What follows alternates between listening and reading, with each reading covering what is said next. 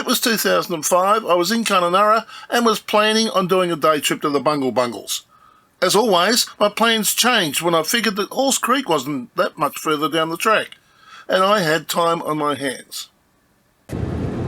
Well, good morning. It is Thursday, 7th of July 2005, and we're heading at the current time towards Wyndham turn off, and then we'll turn south down towards Halls Creek, but we're not going that far. We're going to the Bungles today.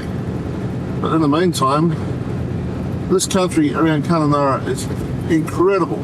Lots of hills and really good rolling countryside. Spent a day on the Ord River yesterday. What a fantastic day that was. Wonder what excitement and what thrills and what adventures we're going to discover today. First, we're going to drive around this rock. Well, I can see it's going to be one of those days, stopping and starting. Just it's incredible, just down there through the trees. See, if someone chopped all the trees down, it'd be a great view. And that down the road in front of us. There's a bloody great semi-trailer coming up behind me that I passed not so long ago. Okay, we've got the Wyndham turn-off just ahead of us. The crest of the hill, and that's the view we get. A little bit hazy, but beautiful.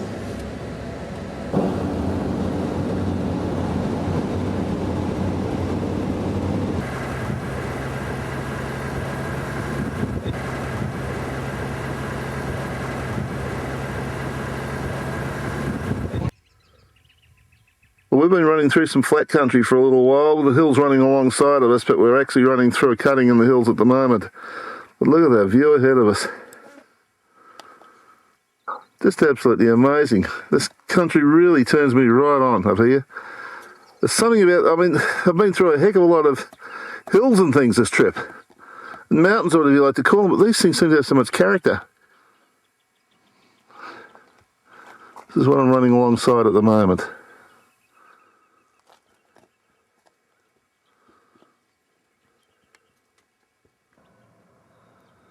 And this is just a kilometre or so down the track. Hills just go off into the distance.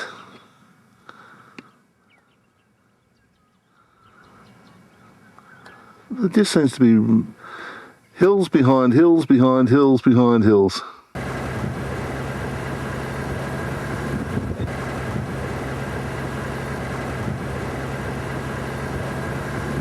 I couldn't find it to turn it on back there. The camera was sitting on the seat, but yeah, more ranges. I was told that the Halls Creek road was pretty attractive. They weren't joking.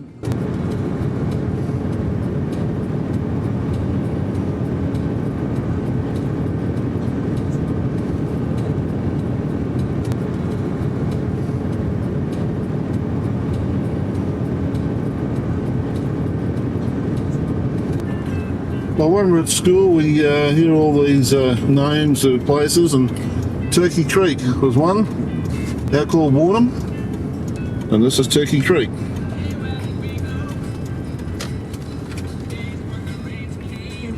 Gonna take a 5-minute break here.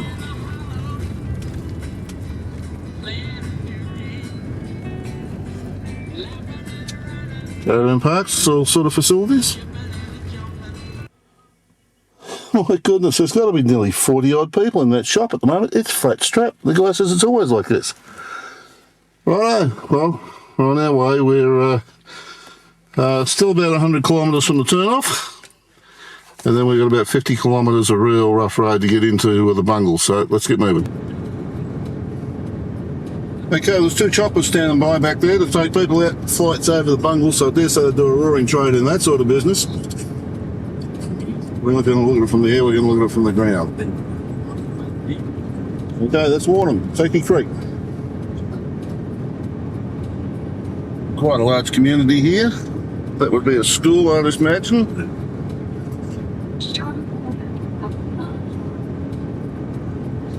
It's a fairly large Warnham Telly Centre. And that's the community store for the local Aboriginal community, I'd imagine.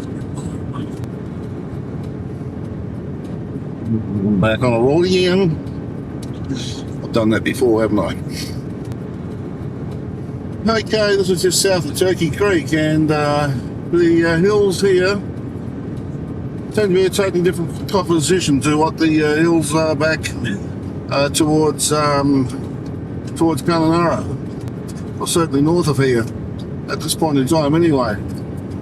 These are sand hills by the looks of things. I dare say I'll get that corrected as time goes on. Far on the road, there's all these birds flying around, and generally what they're doing, there we go, that's an eagle, and these are kites, and what they're doing is they're swinging around waiting for insects and other small marsupials and things to come out, swoop on them and grab them. Birds of prey, and any excuse to make it easy. Okay, we got 53 kilometres to the Bungle Bungles. Track conditions: narrow and sealed road subject to flooding. Beware of oncoming traffic, loose surfaces, corrugations, blind crests. Drive with caution. Engage four-wheel drive now. This is going to be fun. Whether the Bungle Bungles are actually on Mabledown Station or not, I don't know, but we are traversing Mabledown Station, so of course we have to open and shut the gate. Got to open gates and shut them, leave them shut or leave them open, depending whichever way it is. Says it's accessible only by four-wheel drive, no caravans. Well, we don't have a caravan, and it looks like it's going to be fairly corrugated as well. We're about halfway in so far, and the road's not too bad. It's obviously been graded sometime in the near past. It's corrugated, and there's a lot of hills and things like that. Blind crests, corners, and dickheads coming the other way, flat strap. You just got to keep an eye open for them. Past two semi-trailers in here, would you believe? They were crawling along. But yeah, it's not too bad at all, really. They say four-wheel drive only. I don't know that it's exactly a four-wheel drive only track at this point in time, but then again, depends on the weather, I guess, and whether the creeks are running, in which case you need high clearance. A mountain range has just popped up. There's a view for you. Bit of Savannah Plain, and then the hills just rising out of it. We've actually just come through some hills, and the road really winds, and there's a couple of semi-trailers coming in. It's going to take them 9 out. Right, well, we're just 7 kilometres out from the Bungles now, and Savannah, you think, well, where the hell is it? There are those mountains in front of us, but Prado got past me when I stopped to take the last bit of film. The guy had been behind us, and we've caught up with another one now, so there's 3 of us, so there's a little bit of dust around at the moment, so we're just hanging back. But just trying to guess where the Bungles might be. Looking along the mountain range. Doesn't matter what I select, it'll be wrong, I'd suggest. Okay, typically I've already forgotten the name of this gorge, but I think it's Echidna Gorge. It's in there. And already palm trees. The rock looks like a giant coconut, doesn't it? Sorry, pineapple. Just looking straight up. Very impressive.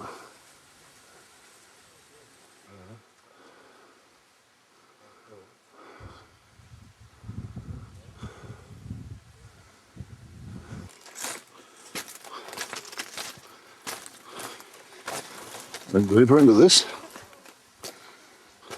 The chasm now closes up on us.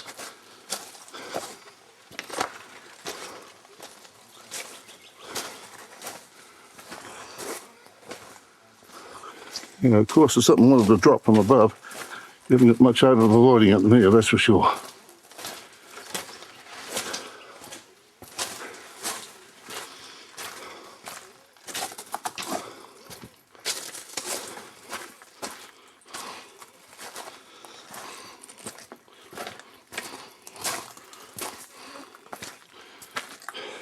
Just keeps going in. Okay, we're starting to now get into towards the crevice that we're supposed to be walking up, I think. Here we go.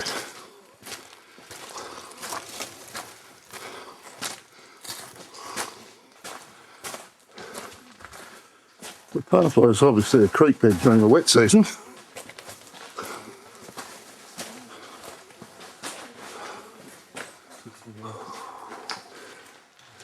And now we're in the chasm proper.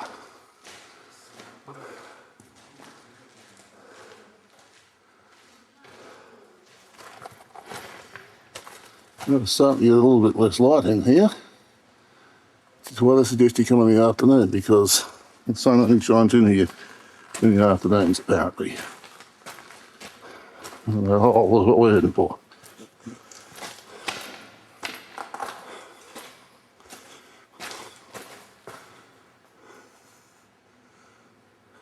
You get the general picture.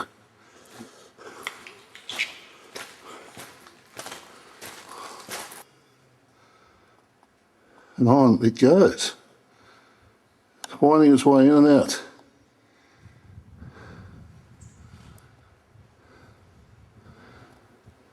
Getting narrower and narrower.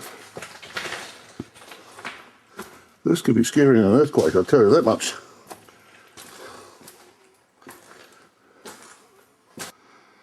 That's where we've just come from. Not down there. That's the crack in the rock. Got the people taking a little rest there.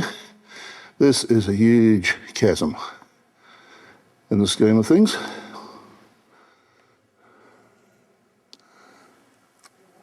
And on it goes. Wonder if let's set people through.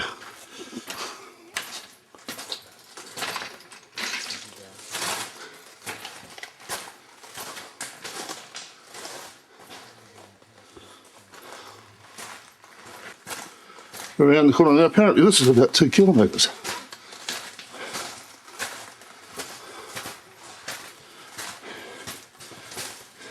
These are a couple of people from the Dark Ages, and they survived. Keeps going, it keeps going. How far does it go? He said another 100 metres. It's a bit tricky up there. It does get a bit tricky. You've got to have a long lead going. Do you have to be skinny? It helps. It helps. So that exonerates me? Yeah, that's okay if you're there, but then it gets a bit... Right. Okay. I think we get the general idea. Does it get better, or is it... it's sort of Go up there another 20 metres. Okay, I think I said the last one was Echidna Gorge. It's actually Echidna Chasm. I'm not kidding you. Okay, this is Frog Hole Gorge. This I don't like the look of. It's pointing up. So you climb up here out of the car park. It's the car park back that way. Then we go sort of down and across and into the gorge. No entry. Now the reason for this is because of instability in the area, and they're worried about people getting dropped on. So it's not allowed to go beyond here. However, we can go that way. It's interesting. It's almost like barnacles on a boat. It's really quite pretty through here. Nothing unusual so far though. Interesting rock formations after all that.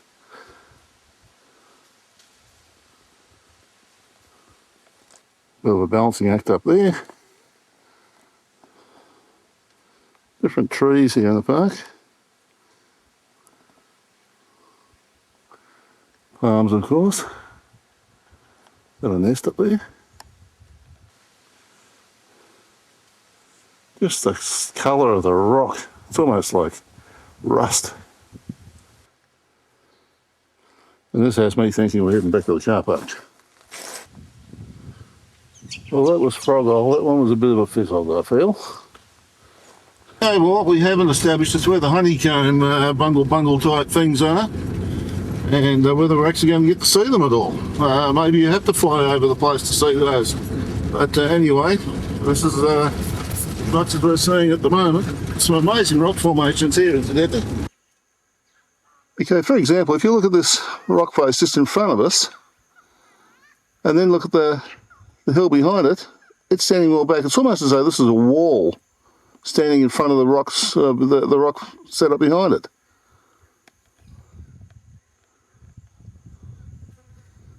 You know, as though it's something like a 12-foot wall or something, but there's nowhere I can actually prove that. Okay, here's another example of it here. I don't know if I can get 3D on video. It's frustrating, but I can see the effect from here by my eyesight. Now that's what I meant. That bit of rock there is actually a wall, and it goes straight down.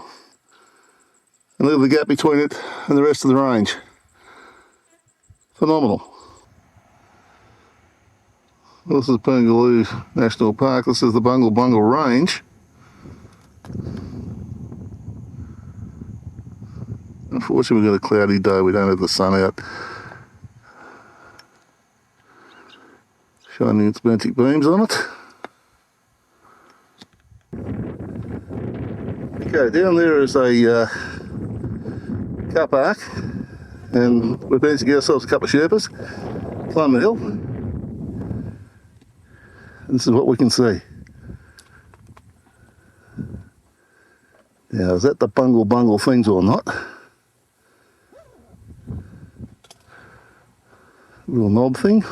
And unfortunately the sun is against us today, the clouds are out, and we can't see all this beautiful colour being bounced back off us by the sun. This is the best we can do.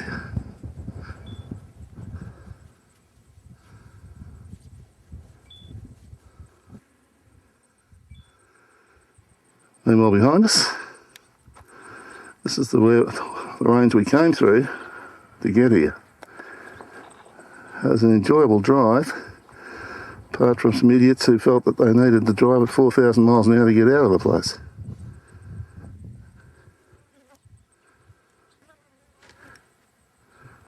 Remember I was talking about that line of rocks that I said was like a wall? Well, there it is, along there. The road's on this side of that, and there's the gap between it and the mountain behind it. It's an odd phenomenon. We've got some sun at the moment, so I don't know what's going to happen if I go further down. I've got to come back out here in the morning, so I had to come out and have a look, see what was here.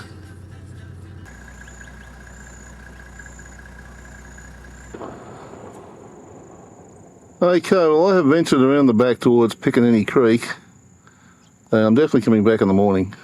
I mean, this is night time. Sun's on the other side of the hills, and just imagine what this will look like when the sun's on it tomorrow morning, hopefully without any cloud cover. Absolutely beautiful. And this is incredible.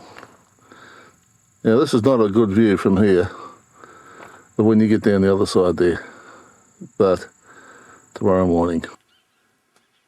Well, can you believe this? It's 6:30 in the morning, and I'm actually up in here. I gotta be crazy. But with the terrible news of the terror attacks on London's underground railway system and their transport system overnight, well, geez, I'm thankful I'm an Aussie. And I live in probably one of the most wonderful countries in the world. Certainly it's one of the safest places in the world at the moment, I feel, especially up here. Doesn't the early morning sun really sort of bring out the every little nuance of the rocks, eh? Gorgeous. Let's go and see those honeycombs. At 6:45 in the morning, the sun really hasn't got up to where it should be. So this is not showing the characteristics that hopefully it will when we're on our way out in probably an hour or so's time. But if we come around here, this one is showing parts of it. If you have a real close look, lines of light and dark. But late in the afternoon it really stands out.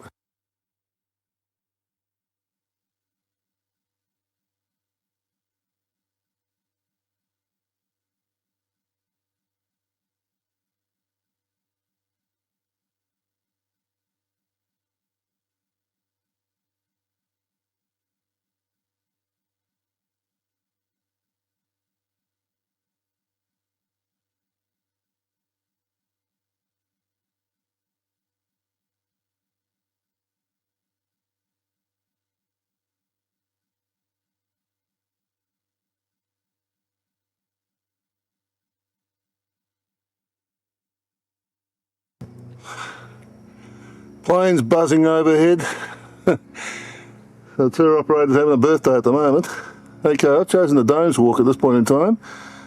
There's a difference. It's a little piece of rock here, but just the differences in the colours and I assume the makeup. I'm not a geologist, so I don't know enough about that. Just imagine the colour when the sun gets around our nose this morning. Something like this here. Now I don't know whether they're just too lazy to put the arrows on, whether they put these pegs to let you know that you're actually on the right trail. It's different to what's been happening in other parts of Australia where wherever there's a peg, there's actually an arrow telling you where to go. Meanwhile, where are we going? We're walking down amongst these things, these domes. Now see, that's where it gets confusing. Because down here on a rock, there's an arrow pointing which way I've got to go. Doesn't make sense to me. Okay, quick lesson. The domes are sandstone towers. They're fragile, each encased with a thin protective skin of orange bands of iron oxide and grey to black bands of cyanobacteria. Skin is deposited on the surface by water seeping through the sandstone. If the banded skin is damaged, the sandstone is rapidly eroded away. And there's a picture of what it looks like. Just through here is Piccaninny Creek, and between November and March it can transform the rain can transform the creek into a raging torrent. Flowing only after rain, it dries up to a few small pools during the dry season from April to October. So they're asking us what we're actually going to do, go there, watch for frogs and other creatures dependent on these life-supporting pools. Well, we're firstly going to go and have a look at Cathedral Gorge. Then we'll have a look at the creek when we get back. Not much water in the creek bed, let me tell you. Now here is a rock pool.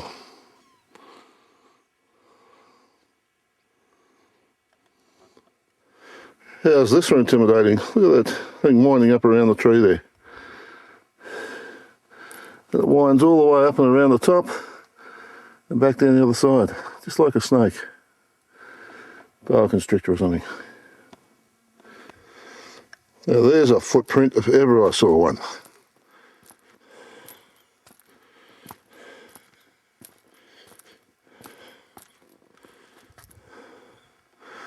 Front of the foot, the heel.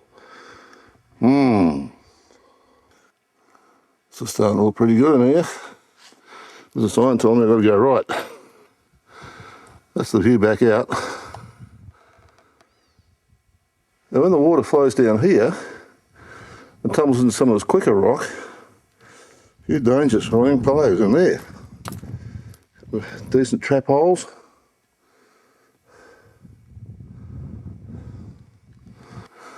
Well, as with the kid in the gorge yesterday, one wouldn't want to be trapped inside here with the onset of a sudden thunderstorm, that's for sure. Water.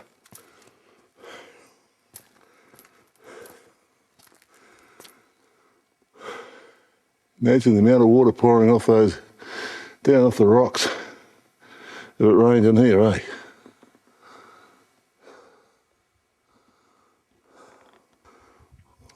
Someone's left his cement bag here. Mac the knife? I wonder. Oh, just imagine the water coming down that one. Be beautiful to watch if one could get in here to see it at the time. There should be raging rapids through here. Definitely. Didn't want to be caught in this lot.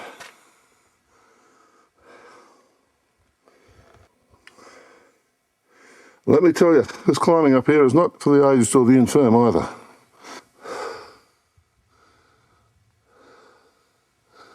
Incredible.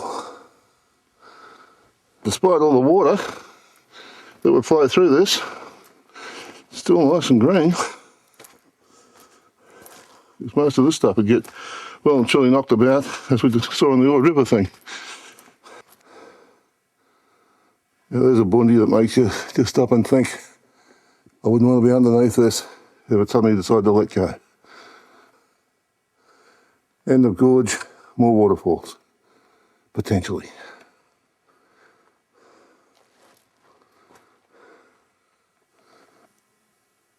Of course, it wasn't the end of the gorge because they've got one of these things in here that they ask you questions on when you go out. You see, you've got to pass an exam. What it says is the amphitheatre sits on a major northwest trending vertical joint line where the undercutting of soft sandstone has taken place beneath a waterfall. About 100 metres downstream to the east is the joint fracture responsible for 2 large blocks of sandstone that have slipped from the cliff above. Thank you, I needed to know that. Wow. Now we know why it's called the Cathedral Gorge. Look at this amphitheatre in here.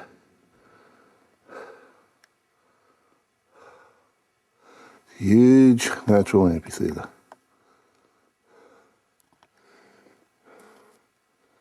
And then we go to the top.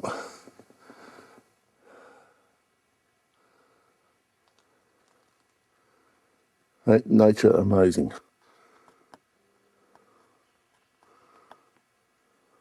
It's all underwater there. And there's some echo.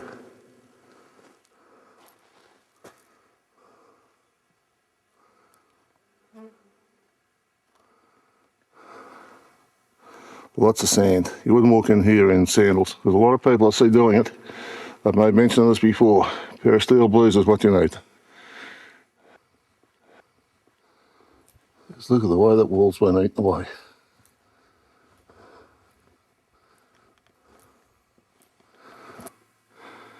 Looks a bit like a potting kiln in a brick factory, doesn't it? Yeah. Now, as with most of these savanna type areas, you get your termite mounds. But look at these ones. They're going for the high rise, look. There's another one down the bottom. Well, let's go and have a quick look at this Kununurra Creek thing and then back to the car. This would obviously be the base of the river at Stone, and I'd imagine it would fairly belt through here. Definitely. Okay, I'm standing in the middle of the creek bed. That's Kununurra Creek back up that way. It incidentally takes you to Kununurra Gorge, which is a 7-kilometre walk. I generally suggest it takes 2 to 3 days to do it, and you would have to book in before you go. You're not allowed to go on your own, you'll have someone with you. Look at these grooves in the rock, where the water obviously flows through into this big chasm down here and takes you out. And look at that bloke there.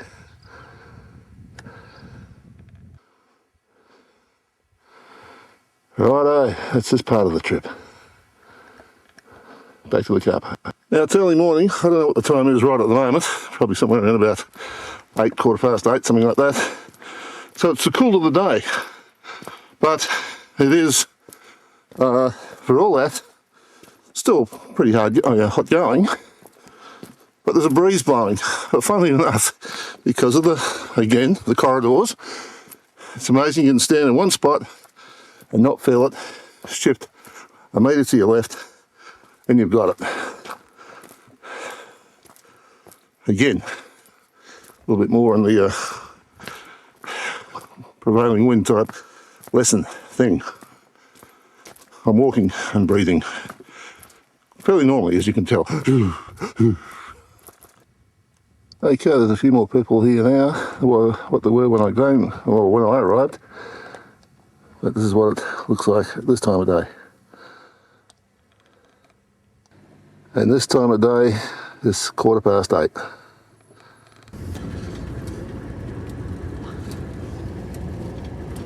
Okay, that's Bungle Bungles. This is the airport, or the airstrip. And at the moment, the choppers are the ones getting the business.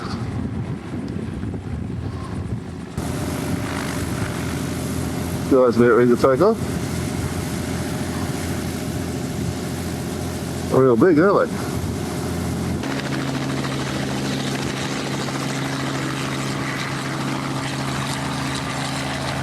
This one, the one we're going to watch them.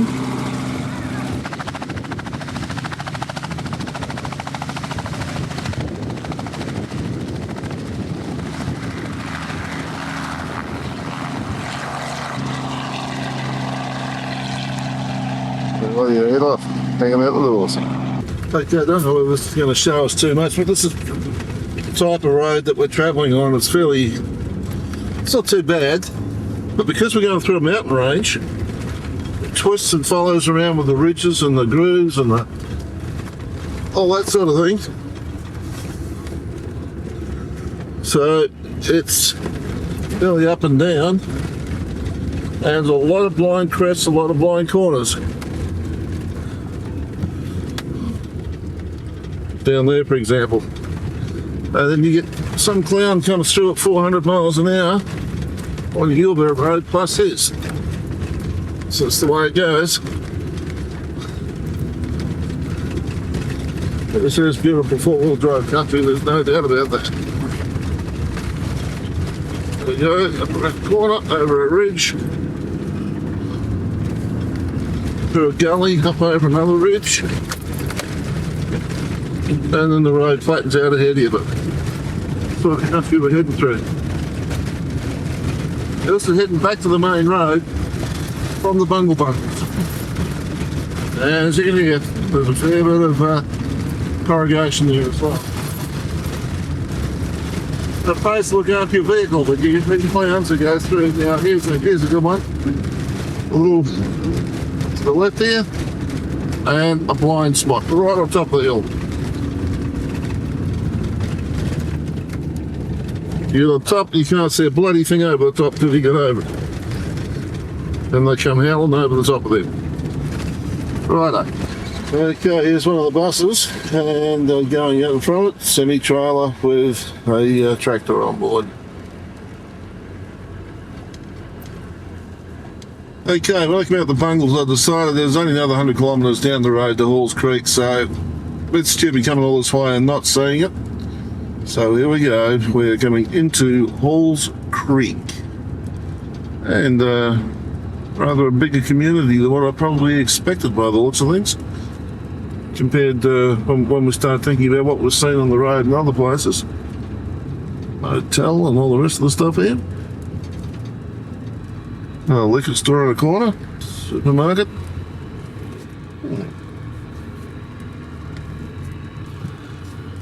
Red shop, supermarket here. Outback Fresh. Looks like a travel stop over the road. Halls Creek's quite a huge place. Meat supply. Another fuel station. Closed, but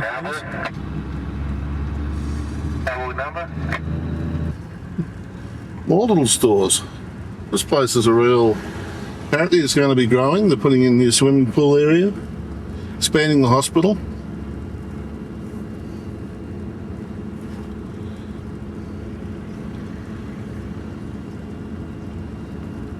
So much for expecting a roadhouse.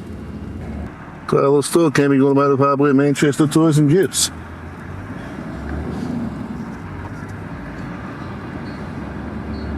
Modern premises.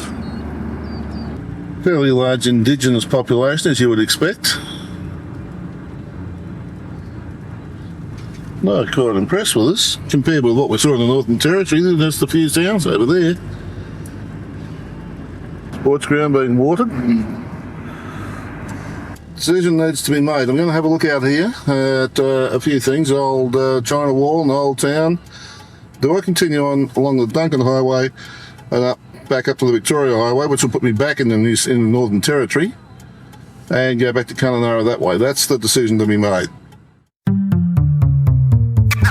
If you enjoyed this video, there are over 500 more just like it on this channel. Subscribe and hit the notification bell, and we'll let you know when the next video is available. If you liked this video, hit the like button and feel free to share with your friends. Thanks for watching.